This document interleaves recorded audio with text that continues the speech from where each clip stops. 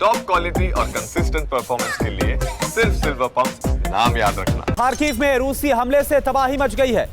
तबाही के बाद दिखा खौफनाक मंजर, ये देखिए आप। बारूदी हमलों के बाद लोगों के घर जलते हुए नजर आ रहे। रिहायशी इलाके पर रूस ने इस बड़े हमले को अंजाम दिया खार्किव में, ये देखिए आप।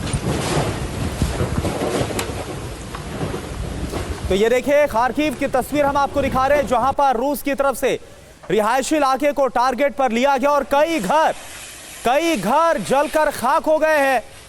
जो आग लगी है घरों में उसे बुझाने की लगातार कोशिश की जा रही है। आप समझ सकते हैं कि जो प्रतिशोध है व्लादिमीर पुतिन का वो इस कदर है कि अब वो रिहायशी इलाकों पर भी एक के बाद एक ताबड़तोड़ हमलों को अंजाम दे रहे हैं। और खार्किव की तस्वीर आपके सामने, रूस के बारूदी हमलों ने कैसे तबाही मचा दी है। दो तस्वीर आप देख पा रहे हैं किस तरह से इस इमारत से एक तरफ धुआं उठता हुआ नजर आ रहा, दूसरी तरफ कई जो घर है वो जलकर खाक।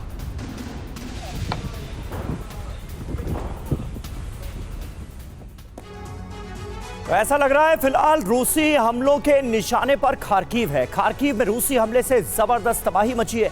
तबाही के बाद नजर आया खौफनाक मंजर, बारूदी हमलों से लोगों के घर जल गए हैं। वो तस्वीरें हमने आपको दिखाई और हमारे साथ तमाम खास मेहमान इस वक्त मौजूद हैं, उनसे आपका तारुफ भी करा दें। Lieutenant general V K. Chaturvedi ji हमारे साथ मौजूद हैं, कमांडर अतुल भारद्वाज हमारे साथ मौजूद हैं और प्रोफेसर संजय भारद्वाज विदेश मामलों के जानकार हैं, वो भी हमारे साथ मौजूद हैं। और मनीष झा हमारे सहयोगी भी हमें ज्वाइन कर चुके हैं। मनीष, पहला सवाल आपसे, ये जो बड़े हमले खार्किव के अंदर रूस की तरफ से इस वक्त अंजाम दिए जा रहे हैं, इसको लेकर किस तरह की प्लानिंग है, क्या जानकारियां सामने आई हैं और क्या यूक्रेन के दो बड़े हमलों को अंजाम देने के बाद, पहले एयरबेसेस को निशाना बनाना और उसके बाद क्रीमिया के ब्रिज को, ये ऑपरेशन बदला शुरू हो गया है रूस का? देखिए, एक तरफ जहां यूक्रेन ड्रोन के जरिए इस तरह के हमले कर रहा था, लेकिन रूस अपनी स्ट्रेटजी में धीरे धीरे आगे बढ़ रहा था और उस स्ट्रेटजी के तहत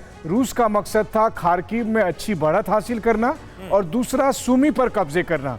कहा जा रहा है कि सुमी के सिटी सेंटर से अब रूसी सेना महज 12 से 14 किलोमीटर की दूरी पर है। अच्छा। और हर बार अगर आप देखें पिछले 3 साल में जब रूसी सेना किसी यूक्रेन के बड़े शहर को कब्जा करने की स्थिति में होती है, उस वक्त यूक्रेन अटेंशन डाइवर्ट करने के लिए, जैसा रूस की तरफ से कहा जाता है, कुछ इस तरह की घटना करता है। मतलब क्रीमिया पुल पर अटैक करने की बात हो या फिर एयरबेस पर अटैक करने की बात हो, क्योंकि उसमें उससे मिलिट्री वाइज कुछ हासिल नहीं होता है, लेकिन दुनिया भर में वो हेडलाइन बनती है।